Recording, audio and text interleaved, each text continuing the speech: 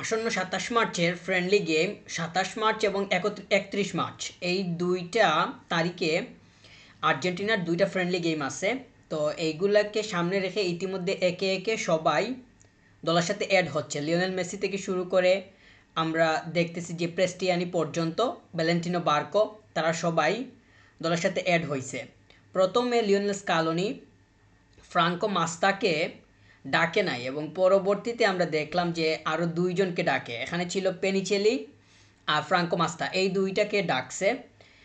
পেনিচেলি খুবই ভালো করতেছে বর্তমান সময়ে এবং ফ্রাঙ্কো মাস্তা সে ছিল ইনজুরিতে, তো ইনজুরি থেকে ফিরে আসছে। এই দুজনকে পরবর্তীতে কল করছে। তো এখন আমরা দেখতেছি অতামেন্দি থেকে শুরু করে তারপরে অ্যাটলেটিকো মাদ্রিদ থেকে তারা সবাই মোটামুটি চলে আসে, নাহুয়েল মলিনা থেকে শুরু করে সবাই। তো আমরা সবাই অপেক্ষায় আছি। আসন্ন ২৭ মার্চ খেলা হবে মাউরিতানিয়ার এগেনস্টে। ১১৫ নম্বরে অবস্থান করতেছে এই টিমটা। এই দলটাকে নিয়ে বা এই দেশটাকে নিয়ে অনেকেই অনেক ধরনের কথা বলতে পারে যে এরা কোথা থেকে আসলো বা কেমন, এটা ধরনের কথা হইতে পারে, কিন্তু তা ভুলে গেলে হবে না। তারা কিন্তু ২০২২ আফকন যেটা আছে সেটা কোয়ার্টার ফাইনালে কোয়ালিফাই করছিল। তো মরক্কোর এগেনস্টেও খেলছে, তাদের এক্সপিরিয়েন্স ভালো। তাছাড়া বিগত কয়েকটা আফকনেও তারা কোয়ালিফাই করছে, মূল পর্বে খেলছে। তো তাদের যথেষ্ট পরিমাণ ধারাবাহিকতা আছে, বর্তমান সময়েও তারা ভালো করতেছে। আর তাদের ফিফা র্যাঙ্কিংটাও যথেষ্ট উন্নত হয়েছে, অনেক দূরে ছিল। এনিওয়ে তাদের এগেনস্টে খেলবে আর্জেন্টিনা। লা বুম্বেনারাতে খেলা হবে আর্জেন্টিনায়, যেটা অবস্থিত। তো তারা ভিজিট করবে ওই জায়গাতে। আমরা একে একে দেখতেছি লিওনেল মেসি থেকে শুরু করে সবাই টিমের সাথে যোগ হচ্ছে ক্যাম্পে, ট্রেনিং শুরু করবে। মেসি এই মুহূর্তে একদম ফিট আছে, আমরা তাকে খুবই মানে স্বাভাবিকভাবে দেখতেছি। ইন্টার মায়ামির হয়ে বিগত যে ম্যাচগুলা খেলছে ওইগুলাতে সে খুবই মানে চমৎকার অবস্থায় মাঠের মধ্যে ছিল, কোনো ধরনের আমরা সমস্যা লক্ষ্য করি নাই। বরং আমরা দেখছি যে সে স্কোর করতেছে অনেক দূর থেকে। ফ্রি কিক আমরা লক্ষ্য করছি, তো ফ্রি কিকটা অনেক স্লোই ছিল বলা যায়, খুব বেশি পরিমাণ যে স্পিড হয়েছে সেটা না। লাকিলি গোলটা হয়ে গেছে এটা বলা যাবে। আবার এটাও বলতে হবে গোলকিপার যে খুবই শার্প মাইন্ডেড সেটাও আমরা ধরতে পারি না। তো এই ধরনের মিস্টেক অবশ্য মানে গোলকিপারদের হয়, এমনকি আমরা ওয়ার্ল্ড কাপেও এই ধরনের মিস্টেক লক্ষ্য করি। আমরা যদি ২০১৮ ওয়ার্ল্ড কাপে যাই, আর্জেন্টিনার যে গোলকিপার ছিল কাবালেরো, তো সে কীরকম মানে পুস্টে থাকতো বা পুস্টে ছিল ওই সময়ে সেটা আমরা জানি। তো ওইটা যখন মনে হয়, ওই লিওনেল মেসি মেসি যখন ওই শ্যুটটা করে বা শ্যুট হওয়ার পরে যখন গোলটা হয়, যে মিস্টেকটা করছে, মিস্টেকের পরপরই সরাসরি আমার ওই ২০১৮ ওয়ার্ল্ড কাপের কথা মনে পড়ে যায়। ওই সময়ে আর্জেন্টিনার কিপার কেমন ছিল আমরা কোনোভাবেই সেটা বলতে পারি না। আর্জেন্টিনার যেমন মানে ভালো সময় আসছে বা ভালো সময় তো আগেও ছিল। ২০১৪ ওয়ার্ল্ড কাপে আর্জেন্টিনা ফাইনাল পর্যন্ত গেছে, তাহলে কি সেটা ভালো না? সেটা কি খারাপ? অবশ্যই ভালো। ওয়ার্ল্ড কাপে ফাইনালটা পক্ষে ছিল না, রেজাল্টটা ভিন্ন বা রেজাল্টটা ইতিবাচক না, সেটা খারাপ, কিন্তু সময়টা তো ভালো ছিল। বিগত তিনটা ওয়ার্ল্ড কাপ ২০২২, ২০১৮, ২০১৪, তিনটার মধ্যে দুইটা ফাইনাল খেলছে আর্জেন্টিনা। তাহলে আমরা যদি বিগত তিনটা ওয়ার্ল্ড কাপের হিসাব করি, তাহলে কি আর্জেন্টিনার ওভারঅল সময় খারাপ ছিল? আমি মনে করি না। ঠিক আছে, 36 ইয়ার্স পরে, 36 বছর পর আর্জেন্টিনা ২০২২ সালে এসে ওয়ার্ল্ড কাপ উইন করছে। কয়টা টিম আছে যারা বিগত তিনটা ওয়ার্ল্ড কাপের দুইটা ফাইনাল খেলছে? আমরা ফ্রান্সকে দেখতেছি, ২০১৮-তে তারা চ্যাম্পিয়ন হয়, ১৮-তে ক্রোয়েশিয়ার এগেনস্টে চ্যাম্পিয়ন হয়, ২২-এ এসে আমরা দেখছি যে আর্জেন্টিনার কাছে হারে। ২০১৮-তে তারা আর্জেন্টিনাকে এলিমিনেট করে, 14-তে আর্জেন্টিনা ফাইনাল খেলে। বিশ্বে কয়টা টিম আছে এই পৃথিবীতে মানে মানে মানে ওয়ার্ল্ড কাপ? আমরা তো 14 ওয়ার্ল্ড কাপ যদি কাউন্ট করি তাহলে জার্মানিকে দেখি। এনিওয়ে আমি ওইদিকে যাব না, বেশি ওইদিকে বলবো না। এই মুহূর্তে আমাদের হিসাবটা আমরা এটাই করতেছি। তো আমরা দেখতেছি যে একে একে সবাই টিমের সাথে অ্যাড হচ্ছে। খুব দ্রুতই আমরা মাঠের মধ্যে আর্জেন্টিনাকে দেখতে যাইতেছি, নতুন কিছু প্লেয়ারকে দেখবো সামনের ওয়ার্ল্ড কাপে। এটা হচ্ছে গিয়ে আমাদের দেখার আরেকটা মানে জায়গা। কিছু সংখ্যক প্লেয়ারকে আমরা নতুন দেখতে পারি এবং ফাইটিং হচ্ছে।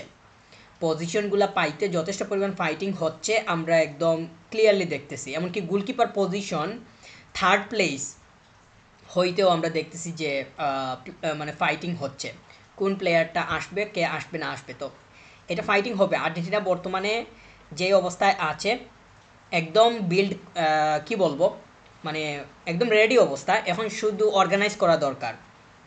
আর্জেন্টিনা তো এখন তো আনরেডি অবস্থায় নাই, একদম রেডি অবস্থায় আছে। আমরা যদি স্পেনকে দেখি, আমরা যদি ফ্রান্সকে দেখি, আমরা যদি আর্জেন্টিনা, স্পেন, ফ্রান্স এই তিনটাকে আমরা বেশি পরিমাণ হাইলাইট করতে পারবো।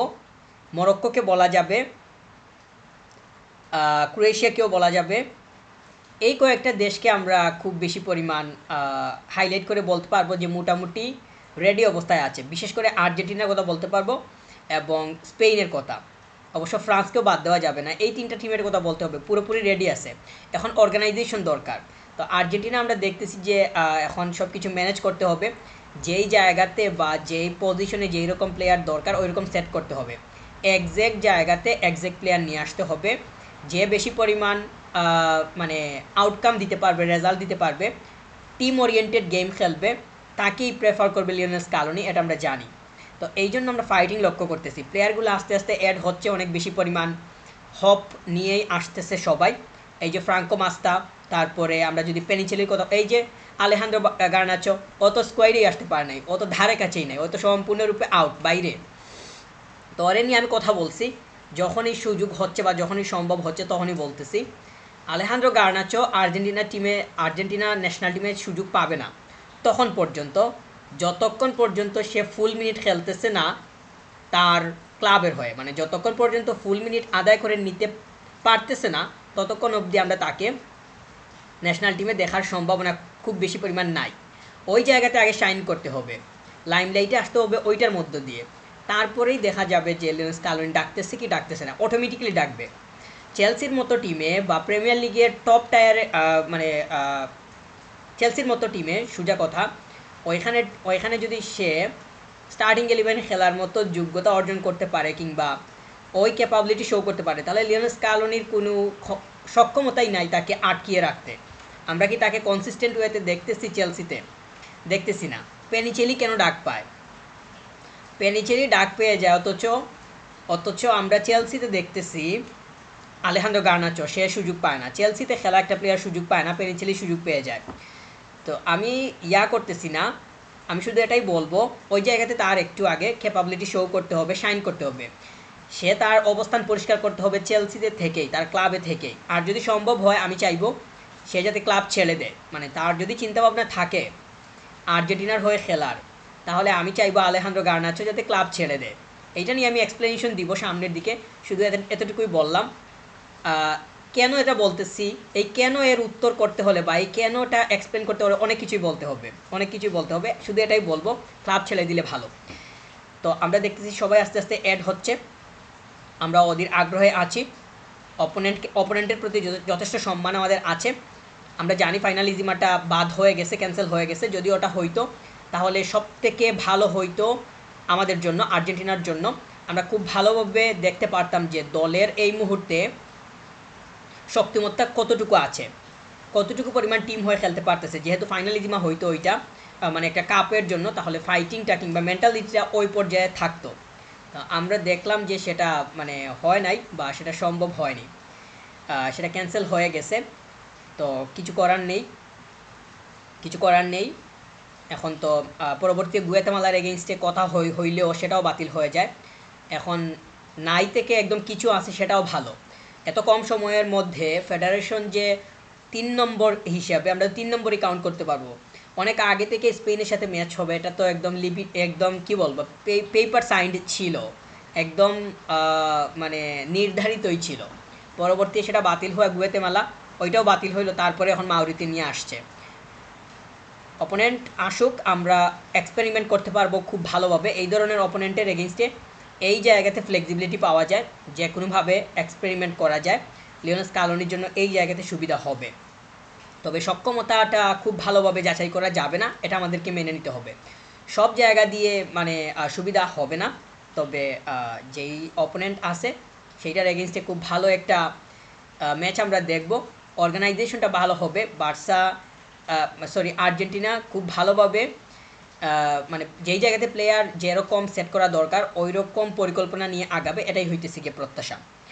তো আমরা অবশ্যই এক্সপেক্ট করতেছি যে খুব ভালো একটা গেম হবে। সব থেকে বড় কথা হইলো আর্জেন্টিনার কাছ থেকে আমরা ভালো টিম ওয়ার্ক আশা করতেছি, বন্ডিং, কম্বিনেশন, এগুলো যাতে খুবই প্রপারলি মাঠের মধ্যে শো হয়, এটাই হইতেছে গিয়ে প্রত্যাশা।